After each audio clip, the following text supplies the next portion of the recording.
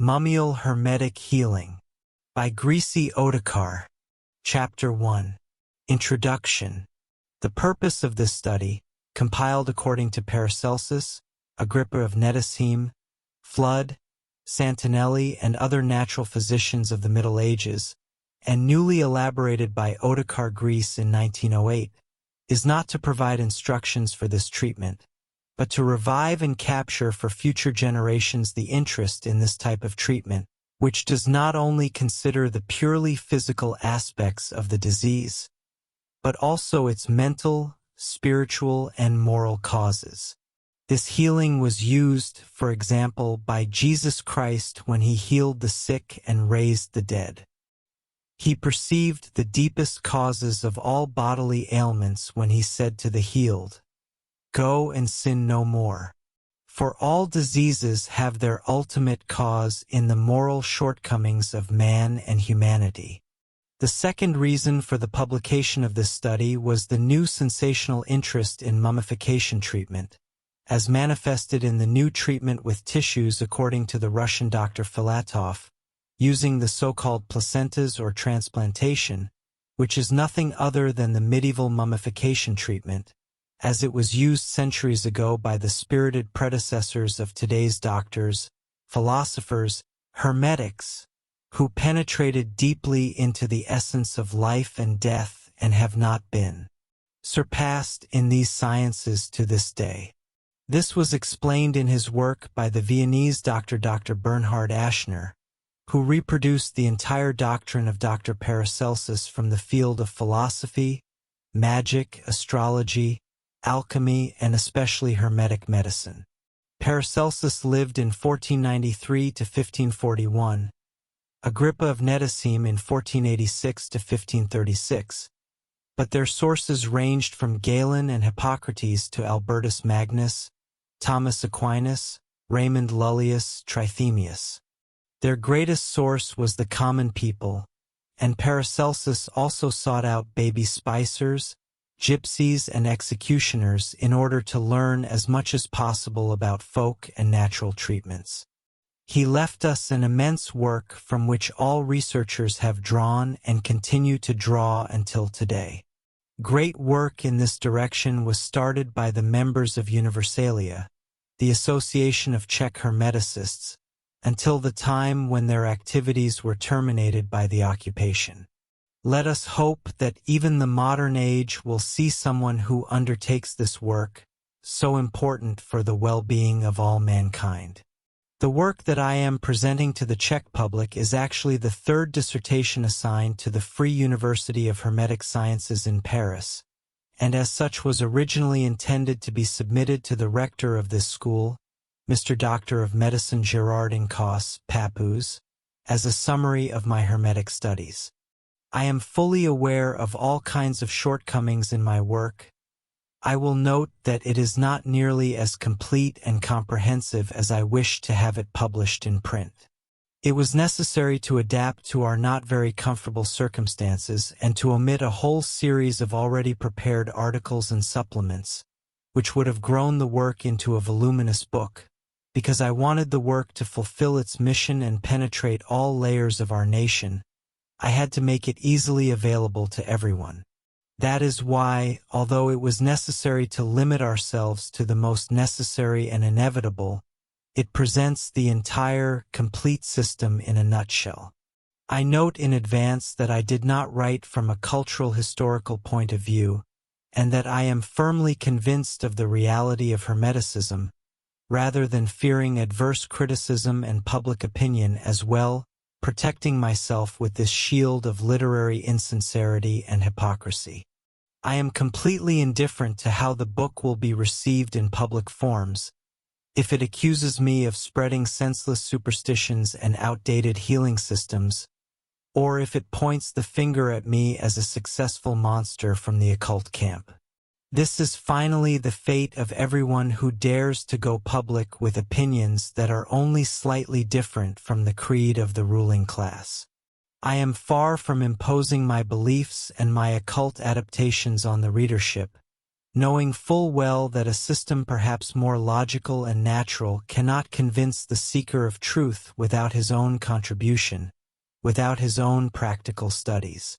Therefore, I cannot emphasize enough my call to all who will read the following lines to study this healing system theoretically and practically, and not to blindly accept anything without testing. Above all, try without prejudice. We must not deceive ourselves, but we must openly admit that we are only picking out the golden grains from a pile of ordinary sand, that we are sorting the true pearls from the false ones, of which an immense number has accumulated around them during the long centuries, and realizing this fact, this overwhelming and difficult task of honest researchers, we will become more careful, so that we do not get lost in the dark and endless alleys of the Hermetic labyrinth. Bearing in mind the harmonious progress of theoretical and practical works, we must make an effort to substantiate the positives of the theoretical results with experimental results and, on the contrary, draw material for fixing the events from the practical results. Improving existing theory. Only in this way will our study be versatile and our effort fruitful. So much for the considered small handful. The following lines will move you to serious thinking and further work in the field. In Zizkov in August 1908. Griese Otakar. Chapter 2.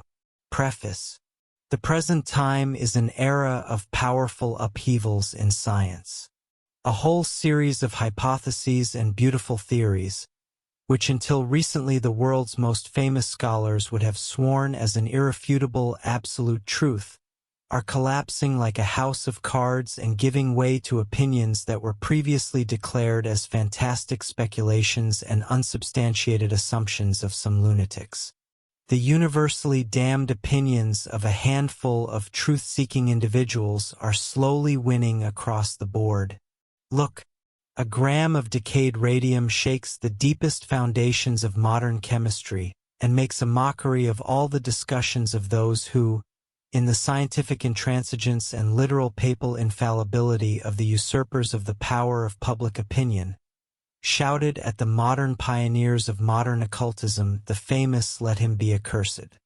Before the modern Hermeticists, they are already receiving well-deserved satisfaction even from the scientific circles, which until now have behaved completely coldly, even downright dismissive and hostile to the new currents in science promoted by some occult schools. The directions look new, but with the seal of a 1,000-year high culture of long-gone races. The human genius of progress at that time did not disappear. Through oral traditions and the private schools of a few initiates, the ideological foundations of the most distant ages and nations have been preserved for us up to our times. Although they were altered by misinterpretation and misunderstanding, the core remained intact. The core is fragrant and sweet as a paradise. The goal is powerfully attractive, to which the materialistic scholars are reaching, but so far they are very far from it. They mistake a dress for a real person. They mistake Fata Morgan for a desired oasis. They equate the core with the skin. The uncritical declare a pack of impostors to be the representatives of this sacred science, and while its hierophants shear it, and throw only tiny crumbs from its inexhaustible womb to the hungry crowd, they damn its glorious teaching and curse it. A modern inquisition in science, not giving anything medieval. The immortal Stanislav de Guaita, one of the greatest French occultists of recent times, describes this fact very beautifully in his immortal work On the Threshold of Secrets. He says, "Every time a charlatan is lifted up in full glory on the stage of magic, with a miracle-working scepter in hand, all the scorn and hatred falls on the true adepts. Those in truth are always gifted with ridicule, hers with wealth. This is undoubtedly the cause of all the pagans, certainly in the Middle Ages, to whom the disciples of Hermes, Zoroaster, and Solomon were delivered. Magi were accused of immoral crimes and blasphemous acts, which they were said to have committed on the witches' Sabbath.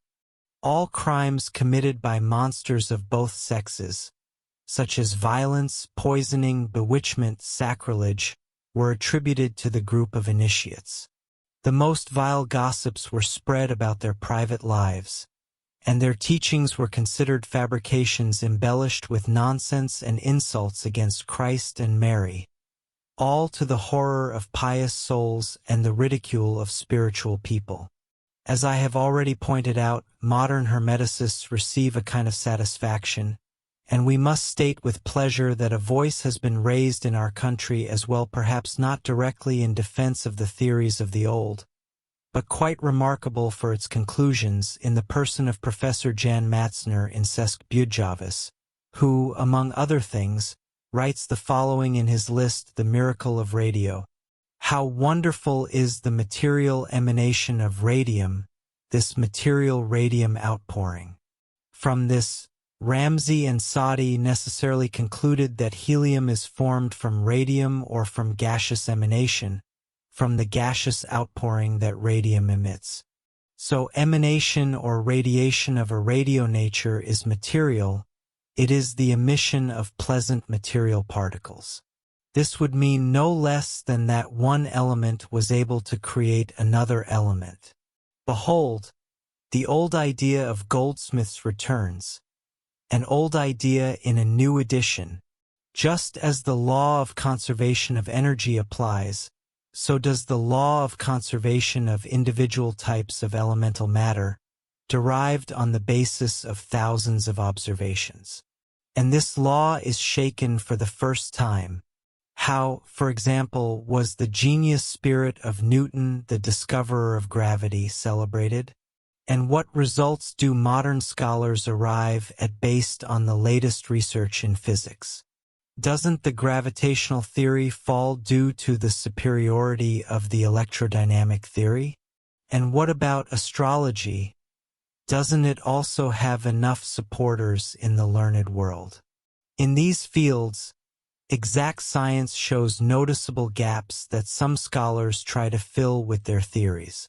And with the result, old magic and theurgy are elucidated by new results in the field of hypnotism and experiments with the displacement of human sensibility and motority, and mocking spiritualism proudly rears its head and points only with a mute instruction to the brilliant experiments of the Italian professors with the medium Eusapia Palladino. Yes, facts, dry, overwhelming facts which to deny would mean not knowing but not wanting to know.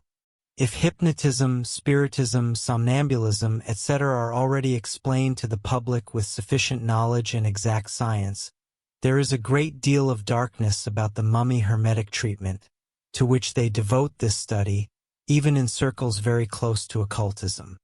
Not perhaps because of the small spread, even mummification healing practices are mostly carried out in the countryside, but because it is precisely in this field that so many senseless superstitions and unnecessary appendages have accumulated on the basic core that it is very difficult to distinguish the essence of the basic teachings. An unorganized popular fantasy was at work here, from whose magical circle not even the Hermetic doctors themselves could often escape. Of course, in principle the science did not change, only the treatment itself was modified in various ways according to different practitioners. Every honest researcher must be aware of this circumstance in order not to be hasty in his judgments. I will try, if possible, to explain the treatment of mummies as well as possible, so that the reader will know, even if the ancients did not know much that modern researchers do in their medicine rooms and physical laboratories, that they were closer to the essence of true healing and medicine than these.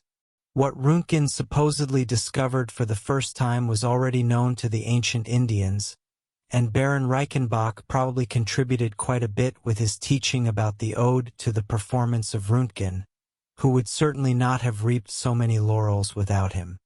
Of course, the learned world of the 50s of the last century was just as ideologically bankrupt as it is today. It had the only monopoly and patent on knowledge, which all the unthinking Prytacles also duly respected. Therefore, one cannot even be surprised if an individual without high patronage came forward with new, deviant opinions that he had to be silenced. To this day, our doctors scoff at the words like cures like, but even to this day they do not understand them. And weed flourishes in defiance of the draconian laws of copper rarities. And strangely enough, all those who have been drained of the last spark of hope for recovery from their souls, the physical strength from their bodies, and the last penny from their pockets by some certified healer, all of them run in their hopelessness and terrible despair to some kind of quack hermetic or natural doctor who will finally restore their much-desired health. By this I do not mean to stand up for fraudsters who have nothing to do with real hermetics and who, just like doctors testing invented medicines on poor patients and tutoring in public hospitals on the poor, who are paid by the country, are very dangerous not only to health but also to a person's pocket. Therefore, it would be in the interest of the general well-being that science should finally proceed unprejudiced to the investigation of hermetic systems, one of the most important of which is mummification treatment, appreciate these according to their merits and influence the state to establish a faculty for hermeticism, and to organize the graduated hermeticists like other graduates of universities after the prescribed studies and passing the exams, and allow them some kind of social status. The government must care above all that the members of the state, of which they are the support and strength, do not die under the butcher's knives and are not spoiled by the excellent serum of even more excellent vaccinators, but that they are treated only by such a doctor who really cares about curing the sick. Hermeticism does not fight modern medicine, because it welcomes every new discovery aimed at the relief of suffering humanity with jubilation, but it fights against every scum who wrongfully appropriates the name of doctor, every new system which, under the guise of medicine, is only a well-disguised form of shameless capitalist extortion. In our country, we are perhaps still far from such a social and scientific revival. Before we despair, even a snail will get somewhere. Let's just stay in our places. Let's not heed the mockery of the pagans. Let's be consistent to the extreme. Fighting fiercely, but with dignity, let us not leave our positions and perhaps they would burn us. Let us defend our convictions with our foreheads proudly raised like Galileo once was, and let us thunder into the world's ears, and yet we are right. Chapter 3. On the history of mummial treatment. Mummy treatment, also called sympathetic by some old authors, is ancient. Tradition and the oldest writings known to us entitle us to the assumption that mummification treatment was already used in prehistoric times and that it is one of the oldest treatment methods. Almost all ancient occult centers had mummification treatment high on their curriculum, and men like Zoroaster, Abaris, and others were adepts in it. In the 5th and 6th centuries before Christ, they were Democritus, Plato, and Pythagoras, whose teachings, along with other Eastern traditions, became the basis of the Hermetic doctrine of later philosophers and doctors, namely Henry Cornelius Agrippa and the famous reformer of medicine Theophrastus Paracelsus of Hohenheim, whose school gave us a whole series of outstanding Hermeticists, some of whom I will mention along with their writings that are important for us.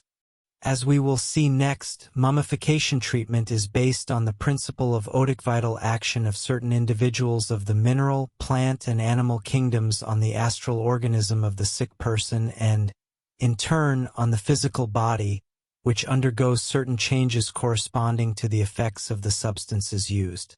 The astral fluid, or akasha, as the Indians call the Sanskrit ether of our scholars, is the main agent here, a sort of carrier, a mediator at a distance. Now, if the ode of a certain mineral, plant, or animal acts on an object saturated with human ode or a mummy, as the ancient scholars said, even if the object were a mile away from the source of the ode, the effect will be more or less intense at that source. There is a kind of magnetic connection between them, an electroodic rapport, the essence of which we do not yet know, but that does not prevent us from stating it, like the established connection between the transmitting and receiving station of a wireless telegraph by means of electric waves. From these facts, we can analogically judge a kind of etheric ripple during the actual healing act, when the astral dynamism of the materials used is activated. Let us now look into the writings of the old Hermeticists. We find here the same modern opinions about the radioactivity of matter, the same ether of modern physicists. The above-mentioned Heinrich Cornelius Agrippa of Nettesheim writes in his work Occult Philosophy as follows: Since the soul, the first mover, is independent and mobile in itself, whereas body and matter are immobile and distinct from it, there must therefore exist, so to speak, a mediator who is neither body nor soul and who connects the two. Such an intermediary is necessary. He is the world spirit through whom souls inhabit gross bodies and to whom he bestows wondrous powers. The world spirit, also called the quintessence, is not composed of the four elements, but exists apart from them by itself. Theophrastus Paracelsus writes similarly, but more extensively and thoroughly, in the work Complete Medical, Chemical, and Surgical Works.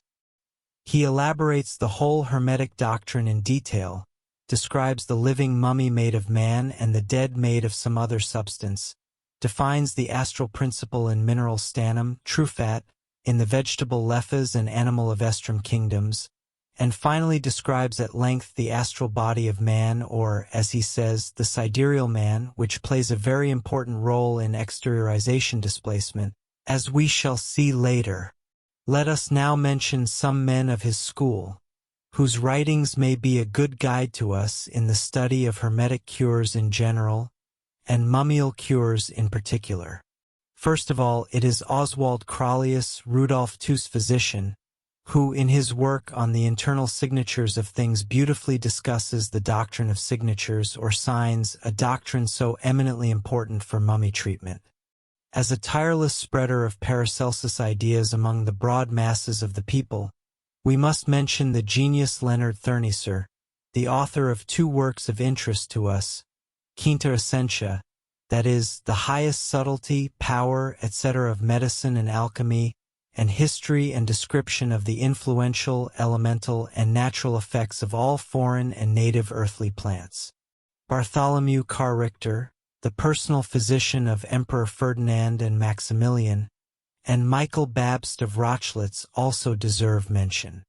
The first wrote, On the Thorough Healing of Magical Injuries, an Herbal and Medical Book. The second wrote Medical Art and Book of Wonders and Wonderful Book of Body and Wound Medicine.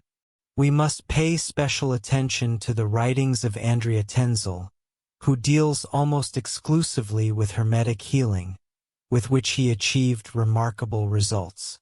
His writings were also used for this study. Karel Kieswetter calls it German in his work The History of Modern Occultism. Gustav Jaeger of the 17th century, which is very significant given the famous name of this modern scholar. Andreas Tenzel wrote, Gestatic Medicine, Experiments of Andreas Tenzel on the Occult Magico-Magnetic Healing of Certain Diseases, and twin writings on Love and Hate. The Marburg professor of medicine and philosophy, Rudolf Koklenius, who was awarded the title of Teacher of Germany for his great learning, wrote about similar topics as Andreas Tenzel. He wrote the treatise on the magnetic healing of wounds and a defensive treatise against the Jesuit Robert, Magnetic Synarthrosis opposed to the unfortunate anatomy of Robert. Furthermore, the London physician John Hoster, Johann Michaelius of Antwerp, and Kenelm Digby wrote much about Hermetic treatment. The last of them also wrote the remarkable work Discourse on the Sympathetic Powder. Other pioneers in the field of Hermetic healing were the great occultists Robert Fludd and William Maxwell. From the whole series of writings of the first of them, we will be interested in the Mosaic philosophy, in which he discusses the causes of sympathy and antipathy in an original way. For him, too, the world spirit is the fifth principle permeating all elements. According to him, every body emits rays. If they have the same or at least a similar origin, then the bodies sympathize and vice versa. On a somewhat broader basis, William Maxwell analyzes the Hermetic theory On Magnetic Medicine. Let's take a closer look at his 12 basic theorems of mummy treatment, the meaning of which we will fully understand only in the following chapters. I present them here only as a bibliographic sample. 1. The soul does not reside only in the body, it is also found outside it and is not bounded by any organic body. 2. The soul also operates outside the realm of the material body. 3. Every body emits rays by which the soul acts and with which it bestows power and ability to act. 4. These rays have a vital force which the soul acts upon. 5. The secretions of the animal body transmit part of this life force. 6. There is a mental connection between the body and its secretions even over a great distance. The same applies to all parts separated from the body and blood. 7. Excreta retain their power as long as they are not substantially transformed. 8. If one part of the body gets sick, other parts also suffer. 9. If the vital soul is strengthened in one part, the whole body will be strengthened. 10. Where the spirit is freer, there it remembers more quickly. 11. The spirit is not as bound in secretions, blood, etc. as in the body, therefore it is easier and faster to recover from them. 12. Sympathy arises from the mingling of spirits, and from this comes love. As a synthesist in the field of mummification, we must consider the Italian professor of medicine Ferdinando Santinelli of Farina near Naples, whose secret philosophy is a masterpiece on mummification. This work was also used for the study. From Bohemia, Marcus Marci from Landskraun, a physician and professor at the Faculty of Medicine in Prague, wrote about Hermetic treatment, whose biography and a summary of his teachings can be found by the kind reader in Volume 2 of the journal Isis and Paracelsia. Of interest to us is his restored ancient philosophy, comprehended in 5 parts, namely, 1. On the changes that occur in the universe. 2. On the constitution of the parts of the universe. 3. On the state of man according to nature. 4. On the state of man contrary to nature. 5. On the treatment of diseases. The book was published in Prague in 1662 and is written in the sense of the theses of the old philosophers. In the 19th century, Dr. Bruno Schindler, who, in The Magical Life of the Spirit, summarized the vast body of phenomenal occultism, and in it demonstrated the validity of the theories of the old scholars in a very convincing manner, supports everything with so many concrete examples and proven facts that a considerable amount of prejudice is needed to deny it. Let's see what he writes about the subject of our study. All secretions are carriers of sympathetic effects. If Christ restored sight to the blind with his saliva, if the Ensalmadors, as Del Rio relates, healed with saliva and breath, if Theocritus speaks of the power of saliva, and if saliva often plays a great role in our somnambulists, if, on the other hand, saliva has a poisonous and harmful effect due to the influence of emotions and passions, If objects touched by the magnetizer or breathed upon are carriers of its magnetic power, we see that the old doctrine of the power of the mummy was being confirmed, that doctrine which attributed great magnetic power to dead animal matter. Magnetized water becomes healing water for the sleepwalker and replaces the magnetizer. Here the effects of relics of saints, magical ligatures, love potions, and sympathetic treatments find their appreciation. In addition to the scholar, a number of other reliable researchers, such as Professor Karel Duprel, Maximilian Purdy, Baron von Reichenbach, Colonel de Roches, Dr. Gerard Incos, Papoose, Professor Richer, and many others. Having sketched a brief historical outline of mummy treatment, let's proceed to the actual subject of our study. Chapter 4. The Doctrine of the Ode. The doctrine of the Ode is the basis of the mummy Hermetic healing system. The healing results of the ancient Hermetics and the more recent discoveries in the field of mummification by some modern occultists, about which official science does not want to know anything and which it denies in advance and without closer examination, directly force us to recognize and accept the theory of subtle spiritual matter or radiation, which modern Hermetics call the odic substance. What is this odic substance?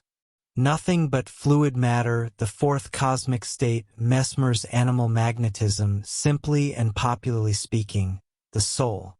Official science suspects it, and although it delays its recognition, it will not be able to avoid it after all.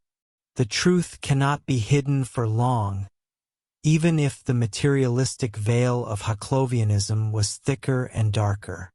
We, who are convinced of the reality of occult facts, can be completely indifferent to the opinion of the opponents. Those who waver will be reassured by Duprel's sentence. Experience teaches that whenever science has denied something a priori without proper examination, it has always been wrong. We don't have to go far for examples either in our country or elsewhere in the world. It is enough to point out the resistance of the popes against Galileo's doctrine that the earth revolves around the sun and not the sun around the earth, for which statement the pope almost had Galileo executed, only to declare himself infallible after some time without any shame. Another proof of the errors of official science can be our manuscripts, Kralovedversky and Zelenihorska, or the problem of the ancient Slavic settlement of Europe, to which official science still, even after such clear evidence, takes a negative position. It is strange that whenever one of the representatives of official science raises his voice in defense of occult systems and perhaps presents the results of many years of difficult and impartial research, the science for which he has worked so hard, for which he has tirelessly gathered facts for many years, smiles contemptuously and makes it clear that his scientific works in mathematics, astronomy, physics, chemistry, and other sciences are highly valued, but that he does not have the desire to deal with his works in a field which she had long ago condemned to the old unnecessary medieval junk, and which she crossed off the list of things worthy of scientific research. Then she pays no more attention to his work and calmly passes over it. Therefore, the remarkable works of Zollner, Crookes, Lombros, de Roches, and others in the field of occultism are still ignored today, although in the present time we can already state a kind of turn for the better. When, in the 50s of the last century, Professor Baron from Reichenbach stirred up the level of scientific dogmatism of the time with his ode and tried to prove his at that time very unusual claim about the existence of luminous matter through countless experiments with a number of sensitive people, his sanity was doubted, although he had many scientific capacities on his side, such as Doctors Bookman, Buchner, Newman, Ashburner, Ellis, Elliotson, Professor Gregory, and many others. Even the famous French chemist Barzelius was very enthusiastic about Reichenbach's experiments. All sorts of objections were invented, generally not very spirited, the softening of Reichenbach's brain and the mental weakness arising from this disease were discussed quite seriously, and the foolish experiments with hysterical women, to which the noble experimenter had fallen, were publicly discussed. And so only years later, after persistent polemics with Karras and Fechner, whom Reichenbach thanks for cheap advertising and popularization, long after his death we see rare men studying his odic radiance. Both Leonard and Röntgen drew on it, and although the first drew attention to the invisible radiation from an electric discharge, Röntgen is still considered his own inventor. It is already the fate of great people that they work quietly and noiselessly, leaving the harvest of their labors to others. In order to acquaint the reader with Reichenbach's interesting experiments, proving the existence of a fine glowing fluid substance, which plays such an important role in the mummy treatment, and without whose assumption it would not even be possible to reasonably solve the problem of this special treatment method, I will present some of his more remarkable experiments, which give us a rough indication of the features of his doctrine of the ode. Reichenbach starts from the assumption that there is a kind of subtle cosmic substance, imperceptible to our five senses at the current stage of development. The substance radiates from all bodies, organic and inorganic, which it penetrates, permeates in the narrowest sense of the word. However, these light emanations can, under certain circumstances, be perceived by persons whose perceptive ability is already higher by nature or has just become so during life. Such an increased perceptive ability is what Reichenbach calls sensitivity, and the persons endowed with it are sensitive. Both healthy and sick people can be sensitive, especially nervous individuals are gifted with great sensitivity. And precisely this circumstance, that the experiments with the sick were successful for a very long time, was used by the opponents of the doctrine of the ode, claiming that Reichenbach's experiments do not have the value that he attributes to them, because the outpourings of sick individuals cannot be authoritative for us, because the perceptive ability is changed by the disease and therefore they cannot provide us with the appropriate guarantees. It didn't help that Reichenbach chose mostly healthy people for the experiments or those that the doctors declared healthy. It didn't help that there were not hundreds, but thousands of experiments in different variations and with different subjects. Reichenbach's evidence was worthless. Perhaps today, when the bioscope is discovered to measure psychic power and when photographic devices are installed to detect subtle invisible eruptions, so that the researcher does not have to limit himself to unreliable sensitive persons, Reichenbach's erstwhile opponents would speak differently. Let's take a closer look at his attempts. Reichenbach, for example, introduced a sensitive person into a completely dark room and asked him after a while what he saw. She replied that she was observing, as if in a fog, some glassy object, from one end of which an intense bluish light emanated, and from the other a yellow glow. After some time, the person in question clearly recognized an oblong specimen of rock crystal. Another time he passed a copper wire through a keyhole in the door of a dark room, one end of which was held by a sensitive person, and the other was exposed to sunlight in the next room. The person in question suddenly felt a pleasant coolness and saw strong light spurts at the end of the wire. As soon as they shaded the wire, the intensity of the eruptions subsided and the dull, phosphorescent-like radiation was reduced. If a person held a wooden or glass wand that had already been exposed to the sun's rays, they felt a gentle coolness in their hand. If the wand was in the shade, the feeling of cold disappeared immediately. Thus, the opposite effects of heat. Like Reichenbach, anyone can experiment if they have a sensitive person at their disposal, as our Czech researcher Bretislav Kafka proved with his remarkable scientific results, which he published in his great work in several world languages. Those who have the skills to do so can observe light eruptions themselves. It is enough to do clairvoyant exercises in complete darkness for an hour or two to awaken the increased sensitivity. The condition of success is complete darkness in the room, otherwise the attempts will fail, because the slightest ray of light makes the effort illusory. In order for the eyes to get used to the dark, the experimenter or his subject closes himself in a dark room, after which, after 1 to 2 hours of rest, he begins the experiments. For less sensitive people, more remarkable results will occur only after a longer period of time, for sensitive people much earlier, perhaps right after the first session. This is governed by individual dispositions. If the subject holds his hand in the blue part of the spectrum of the prism-distributed sunlight, he feels cold, and in yellow, heat.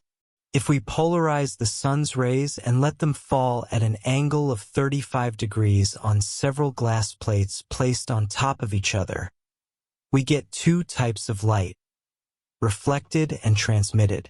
If the sensitive holds a glass rod in the reflected light, he feels cold, whereas the transmitted light arouses heat.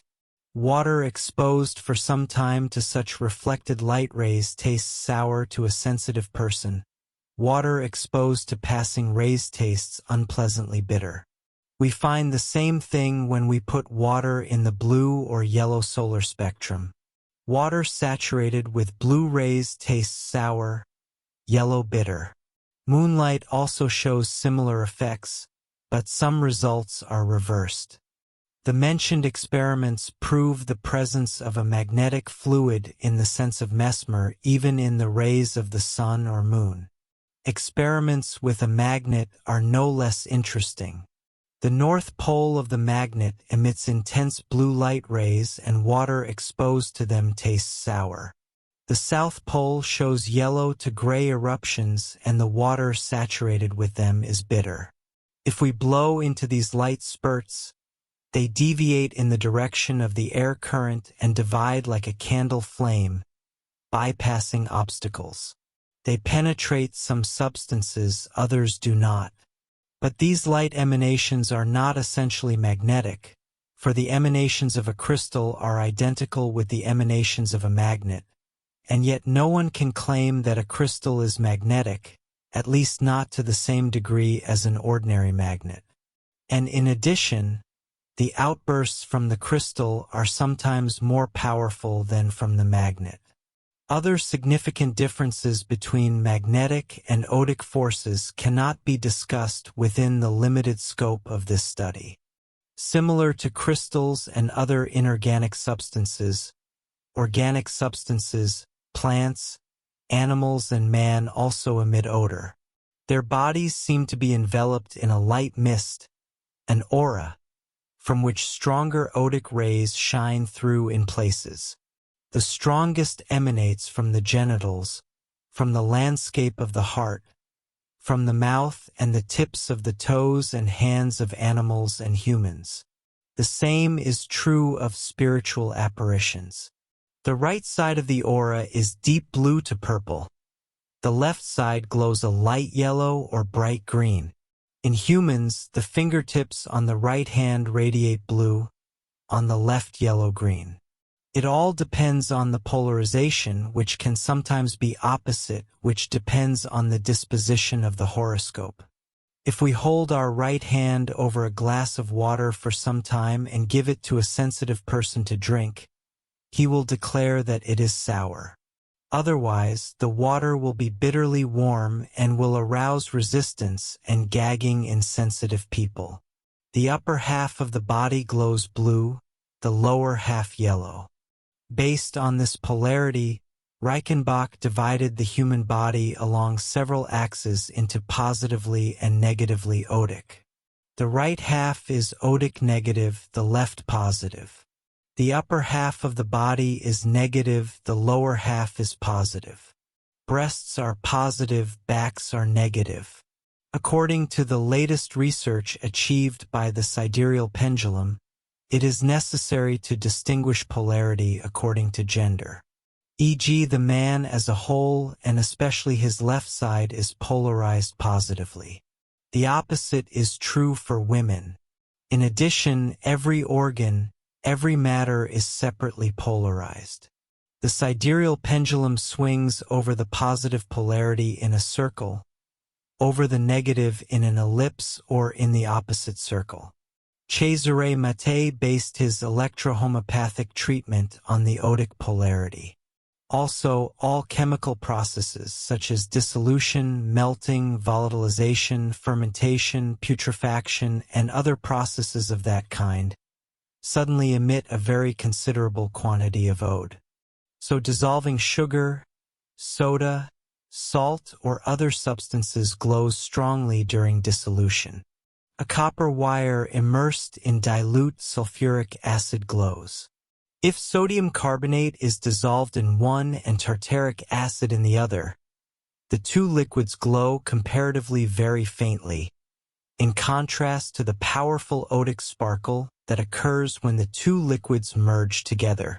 Once the decay process is over, the radiation diminishes and after some time disappears completely.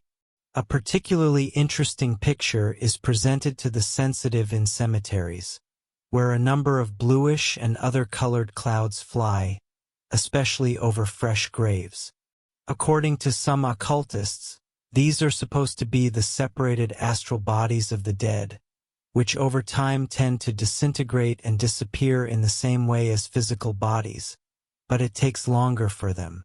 But it may be objected, why do not astral bodies hover over embalmed corpses, in which embalming has prevented putrefaction? According to this, clouds in cemeteries are nothing more than eruptions of products of putrefaction, as is the case with various fatty acids, indole, scatol, etc., or with carbonic acid, ammonia, hydrogen sulfide, and other gases. It is natural if the excited human imagination sees in it apparitions of spirits, as is the case in Mach's poem May. Shapeless clouds, however, are dispersed by the slightest breeze, which is not the case with real astral bodies. Sound, friction, heat, electricity, etc. are also used to evoke powerful Otic power. A tuning fork or a string, tin musical instruments, all emit whole streams of colored light at the moment of play, similar to an electromagnet whipped by a fox's tail.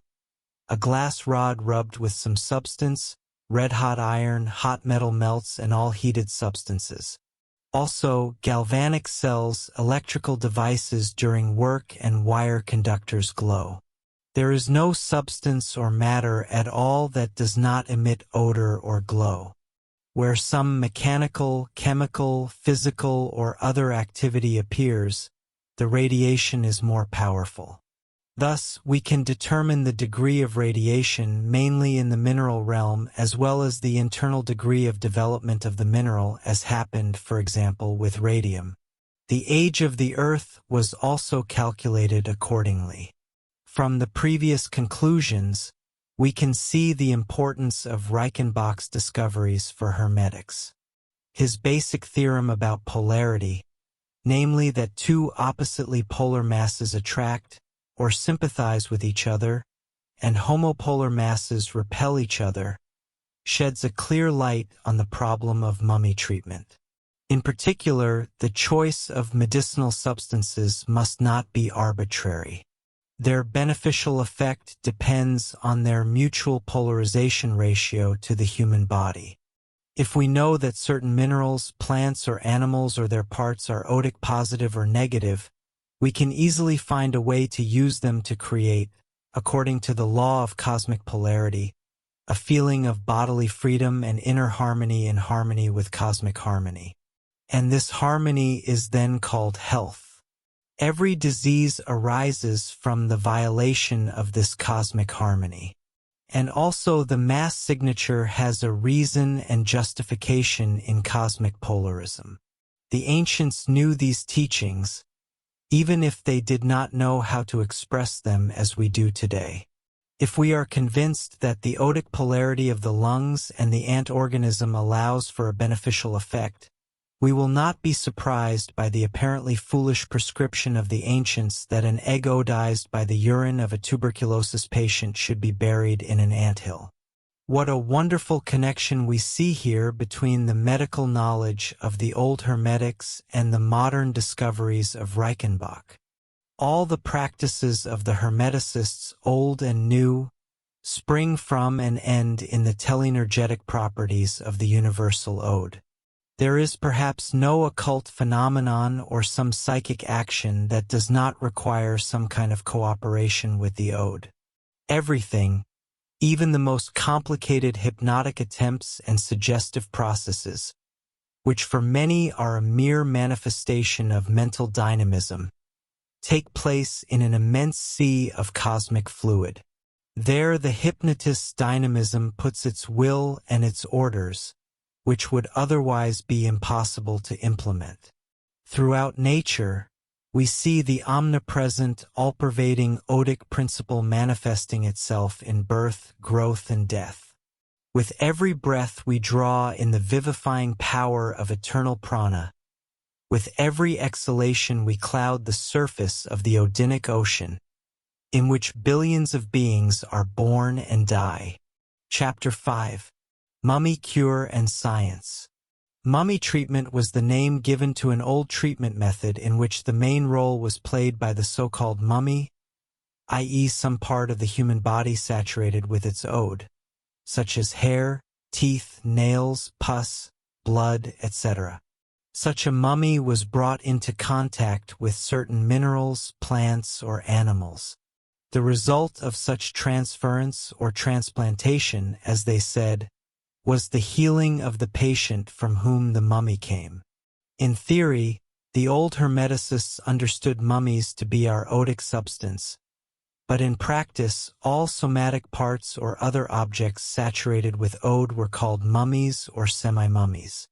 That the ancient Hermeticists must have been well aware of the laws of nature, which science is only rediscovering part by part, is proven by the latest experiments of the French scholar Colonel Roches, director of the Polytechnic in Paris, which were also confirmed by the capacities of exact science.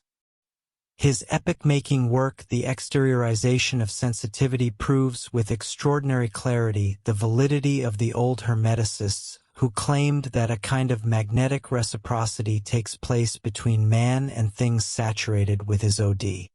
Their mummy treatment was based on such a magnetic report, and an unprejudiced researcher must testify that their Hermetic practice was based on completely correct assumptions, substantiated by the strictest empirics. Although the theory of their Hermetic treatment has lagged a little behind the practice, this is not yet a reason to deny or ignore the facts, of which there are an immense number and which, at least as far as their probability is concerned, are well documented by recent research. The theories of the old Hermeticians were naturally colored by the worldview of the time, which is quite explicable, and does not give us the right to ridicule them and the practical consequences arising from them. We may be quite indifferent to their definitions of mummified treatment and magnetic reciprocity between two bodies. Critical Hermeticists must care first and foremost about the practical results that have been here and that cannot be denied. Mummy treatment provides a whole range of instructions and practical prescriptions that we can try and then only decide for or against based on the results achieved. Nothing is imposed on anyone. It is only put on the heart to try and only then judge. Unprejudiced study has never led anyone astray. The basis of mummy treatment lay in the magnetic rapport between two otic-related bodies. To make the matter clear with an example, I will state the fact known to every practical occultist of the intimate relationship between the displaced astral body and the physical body. Every impulse communicated to the astral body at the time of displacement from the physical body is transferred to it and manifests itself in a physiological phenomenon corresponding to that impulse.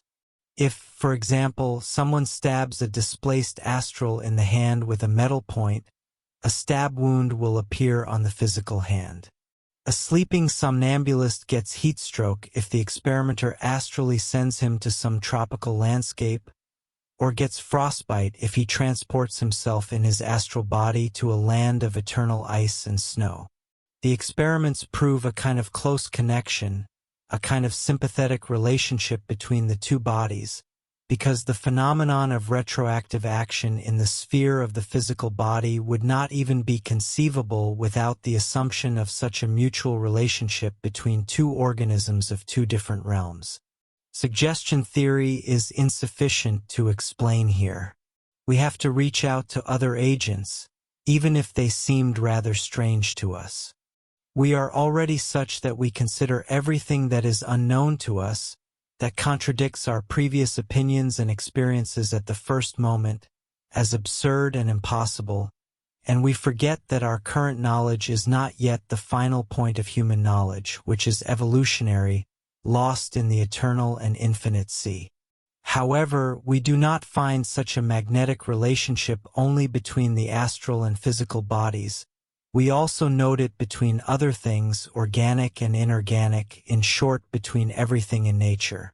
Everywhere we find the manifestation of the law of oneness, the law of universal compassion. There are objects miles apart in space, and yet in their inner aspects so closely connected that if we act on one of them with some action, almost at the same moment, with the speed of thought, our action manifests itself on the other object by actions corresponding to the nature of the action. And since no transmission takes place without a physical intermediary, there was also an element that we can call tatvakasha with the ancient Indians.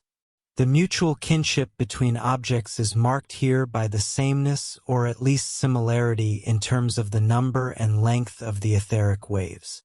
In order to clarify the principle of mummification treatment, I will give an example in the following lines, which will give us a rough idea of how we should probably explain the telenergic action in mummification treatment. According to this treatment, we cure gout by cutting the patient's thigh hair and fingernails and toenails 3 days before the new moon, and putting this mummified mixture into a hole drilled on the new moon day before sunrise in a healthy poplar or oak tree up to the pith, after which we seal the hole with cow dung. Within 3 months, the disease will at least subside, if the patient does not completely recover. What processes took place here? How to explain this wonderful action? We carefully follow the following lines. Maybe then the whole thing will not seem so absurd.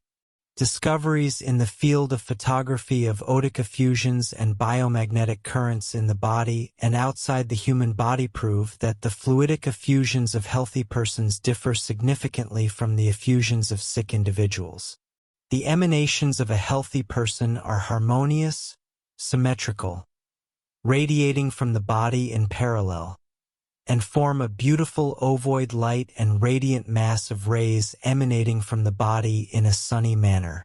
In contrast, the sick body shows an irregular, as if broken network of different rays, forming weaker or stronger fluidic clusters and nodes, otic chaos in the true sense of the word. The area around the diseased organ is especially typical in this regard. In the same photographic way, it was established that somatic excretions such as solid or liquid feces, sweat, nasal mucus, saliva, and then organic substances such as hair, teeth, nails, pus, blood, etc., as well as clothes and other objects worn by a person for a long time, give the same or at least a similar otic diagram as himself. The experiments went even further.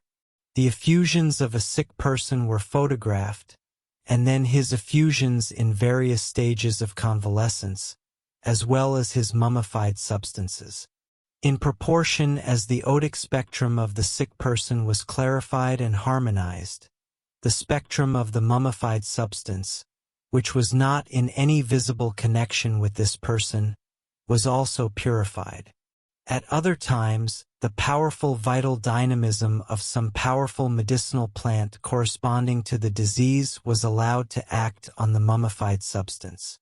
At the same time, the sick person was not treated in any way. After only 10 days, the photographed mummies and the person showed almost identically altered otic figures. These experimental results are certainly a considerable, albeit belated, satisfaction to the old Hermeticists and to us, who, walking in their footsteps, are resurrected. Do you want access to this and all the complete audiobooks on the channel, plus the ebook version? Click the link in the description or scan the QR code in the left corner of the screen to access our library, where you can listen to your favorite esoteric books without ad interruptions, lock your screen, or use other apps while the narration plays, and even download the ebook version to follow along as you listen. Listen on your computer via web browser, or download the app from the Play Store. After subscribing, you will receive an email with your login details, password, and step-by-step instructions on how to access the books through the Hotmart app.